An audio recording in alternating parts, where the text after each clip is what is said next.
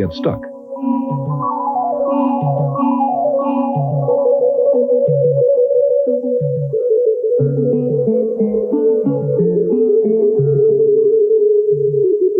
The petroleum oozing from the ground was ignored until the declining supply of whale oil used for lamps created the need.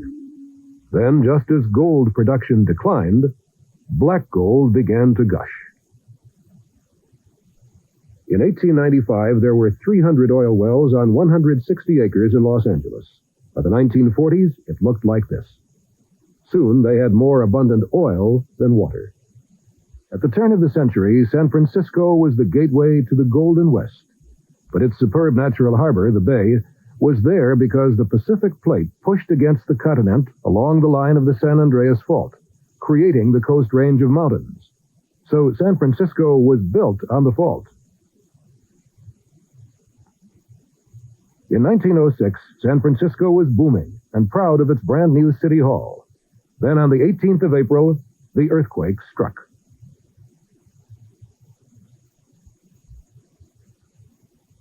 Although many buildings survived the shock, soon numerous fires were out of control, despite the most modern fire brigade in the country.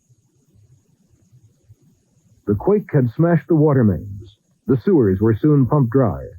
The fires raged for 3 days and did 10 times as much damage as the earthquake itself. 700 people died, and 33,000 houses were in ruins. The force that devastated San Francisco was the sudden release of energy along the San Andreas Fault as the Pacific Plate jerked past the continent. The same kind of movement on the fault can be seen here on the Carrizo Plain. The bed of a stream has been displaced sideways along the fault by the movement of the land in a series of earthquakes.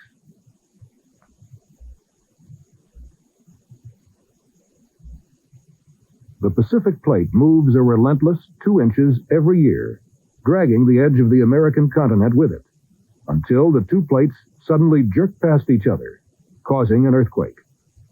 Roughly half this movement and release of energy happens along the San Andreas Fault. The rest is shared with other faults. One section of the fault is indeed slipping slowly all the time. Towards the south of this section, a branch of the fault runs through the town of Hollister. Here you can actually see the effect of the Pacific Plate sliding past the continental plate, where this curb has been displaced.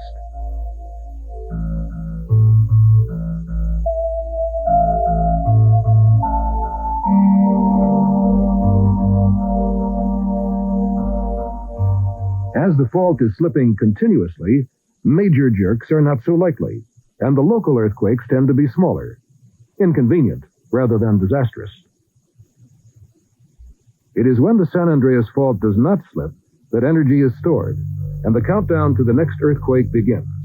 The longer the wait, the bigger the earthquake.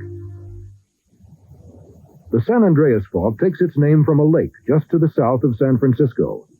These reservoirs now also lie uneasily above the fault. In 1906, the land on the left moved north 16 feet in 1 minute.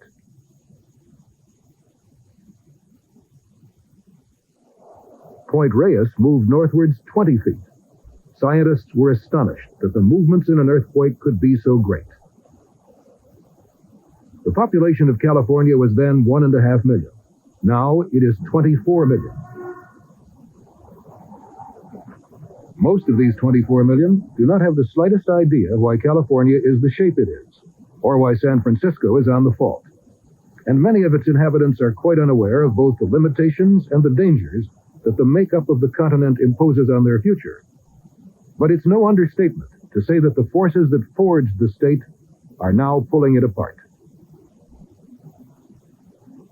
When President Carter flew over the smoking ruins of Mount St. Helens, he asked his chief science advisor if there was any other natural disaster that could cause damage of such magnitude.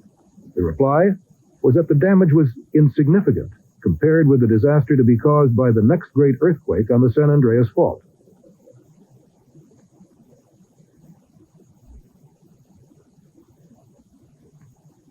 The magnitude of the damage to be caused by the next great earthquake can be affected greatly by how seriously the threat is taken. There are often commercial pressures which run contrary to common sense. This suburb of San Francisco is built right on top of the San Andreas Fault, which has carved the notch in the cliffs. The cliffs are collapsing without any earthquake.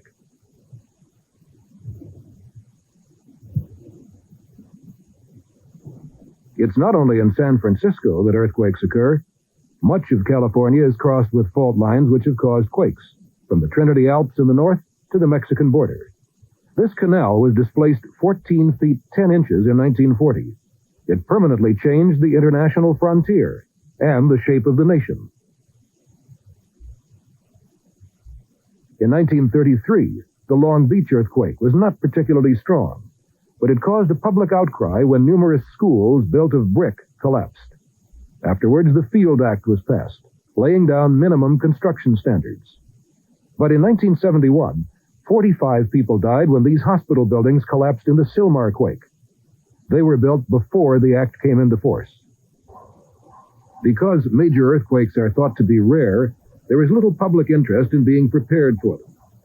Earthquake-resistant design is improving, but it is not applied to reinforce old buildings. Even new buildings can be found wanting. The Palo Alto Civic Center was the subject of this report.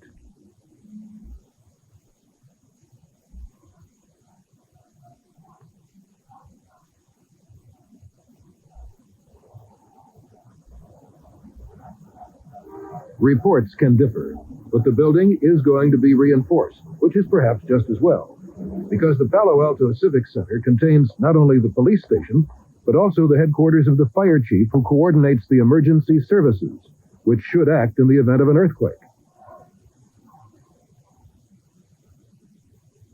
This is what happened to the ambulances when the modern Olive View Hospital collapsed at San Fernando in 1971.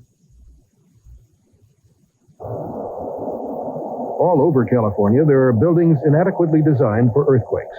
But how important this is depends on how near they are to an active fault. Fresh water is scarce, so nuclear reactors, which need a lot of cooling water, tend to be sited near the sea. This can put them close to major faults.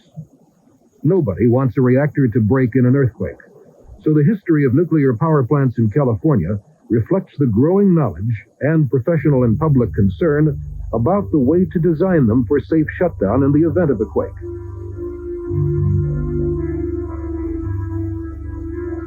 It seems scarcely possible now, but in 1962, the foundation pit for a nuclear power plant was dug at Bodega Bay, almost on top of the San Andreas Fault. Now it's filled with water. It won't be long in geological terms before this land will reach Alaska.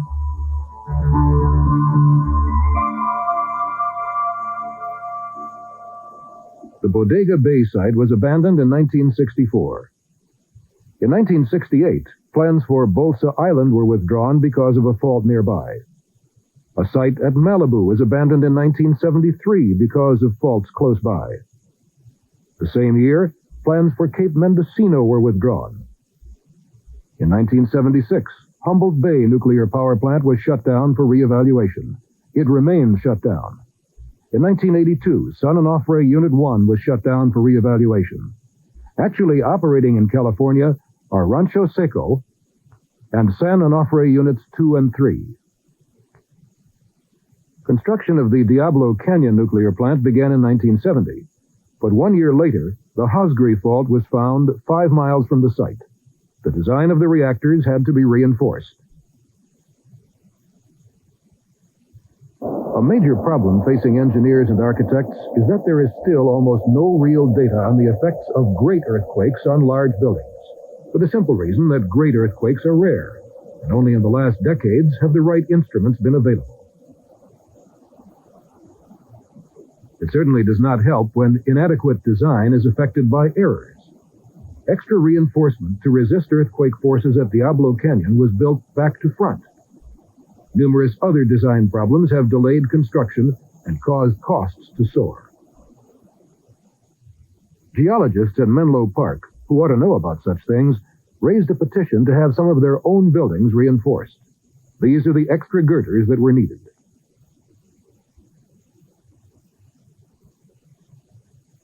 This was what had happened to Stanford University just down the road in 1906. One of its statues reflects the attitude of many Californians. We'll return with the best of the BBC. I don't just dust my furniture. I give my wood the royal treatment. With Old English oil.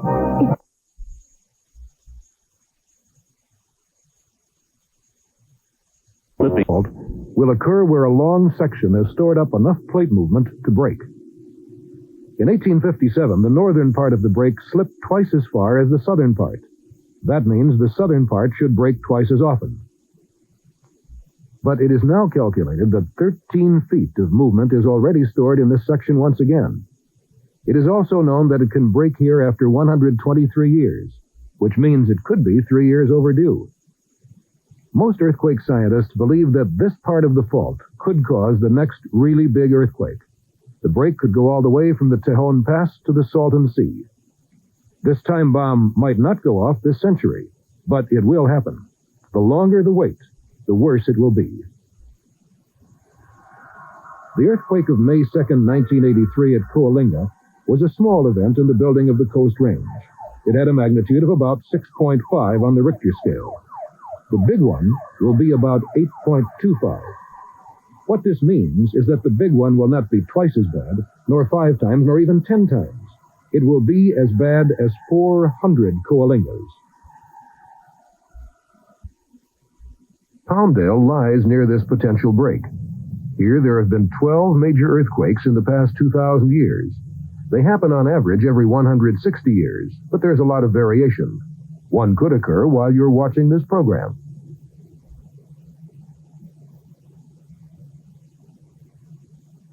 Actually crossing the fault are the California Aqueduct, Route 14, and next to it, the Palmdale Reservoir.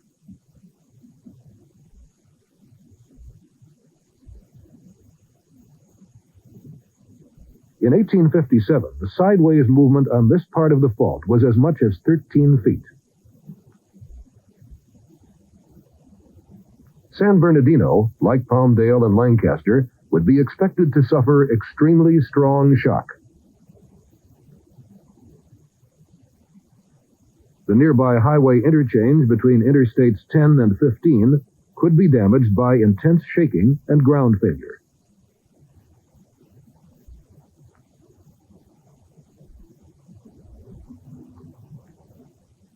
This is what happened to the Golden State Freeway in 1971 in the magnitude 6.6 San Fernando earthquake.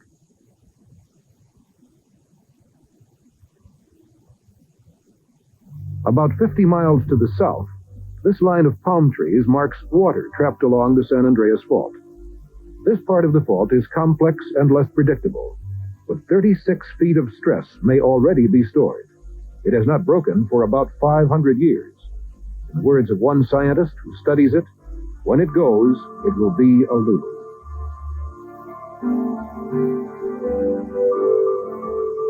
On the other side of the same Coachella Valley lies the millionaire's playground of Palm Springs. When the fault breaks, it could spoil quite a few rounds of golf.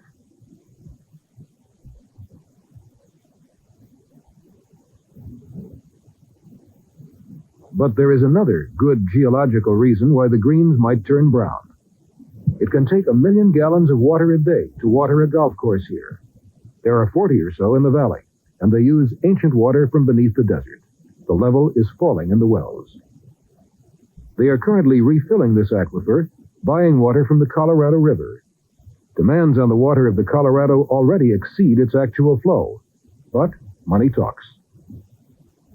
Beyond Palm Springs are the San Jacinto Mountains and the San Jacinto Fault, also linked to the San Andreas system. That's why the mountains are there. Once they were down in Mexico, and they are still heading north. The destruction caused by an earthquake, if you discount secondary problems like fire, depends very much on the geology, the kind of ground your house is built on. These chimneys did not fall in the San Francisco quake because they were built on rock. The wooden houses burned down. But over 17 miles from the fault at Santa Rosa, the courthouse was built on river sediments. A special report was recently published for an emergency task force on earthquake preparedness, listing the possible effects of a repeat of the 1857 earthquake. It showed areas where the worst effects of such a quake might be felt. Not surprisingly, they are near the fault itself. The report has assumed that the glowing section has broken. What is surprising is their map of the areas where there's a high potential for ground failure. The ground can even behave like quicksand. This might cause catastrophic damage to buildings as much as 50 miles from the fault. According to the scenario, Santa Ana and Long Beach, among other places, could have a very strong shock with a high potential for ground failure. This area also lies over the extremely dangerous Newport-Inglewood fault. Fortunately, the probability of that breaking is much lower. But even without it, the quake would cause the greatest disaster in the United States since the Civil War.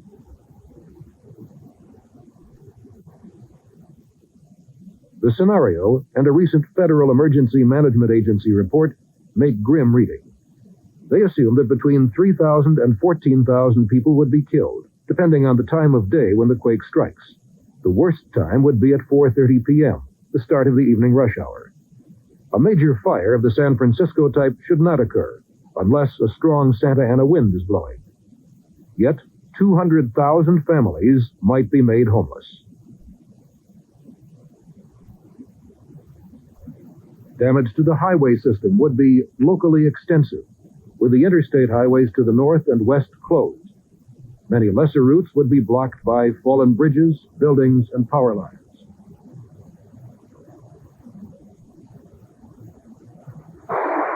Two of the three major aqueducts that carry water to the Los Angeles area and Southern California would be broken for up to 6 months.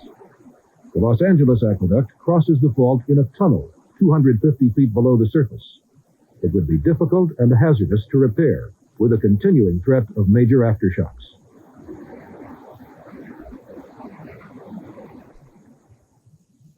Partly with this in mind, storage reservoirs have been built in the young mountains above the cities.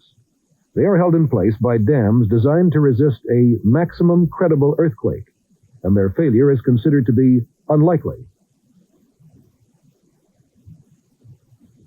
This would be reassuring, were it not for what happened to the lower Van Norman Reservoir in the San Fernando quake of 1971.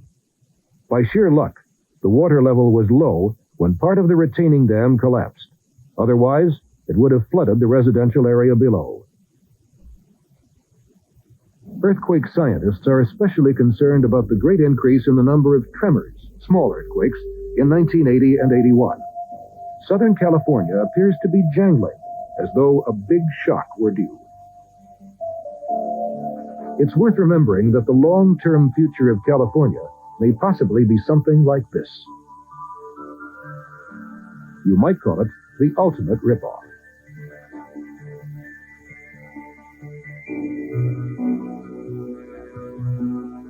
If nothing else, such a model does bring home the huge forces involved. There may still be time to put our houses in order before the big one hits. But it requires a different attitude, an acceptance that it will come, an admission that the continent will continue to be made beneath our feet, and to plan along with its future. The structure of the continent is still imperfectly understood, but geologists already know enough to warn against many future hazards, some terrifying in their scale. To impose a civilization which disregards the continent is to court disaster. It was gold that first drew the crowds to California. It was found there because it is the active edge of the continent. Until we learn to live with the consequences of that fact, the price of that gold will be fear.